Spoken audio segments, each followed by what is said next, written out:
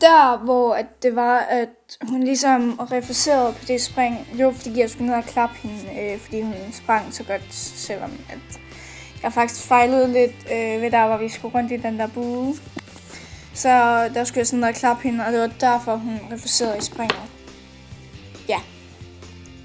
Og jeg undskylder meget for den dårlige kvalitet, men det er ligesom om, at det bare ikke vil på den her. Ja.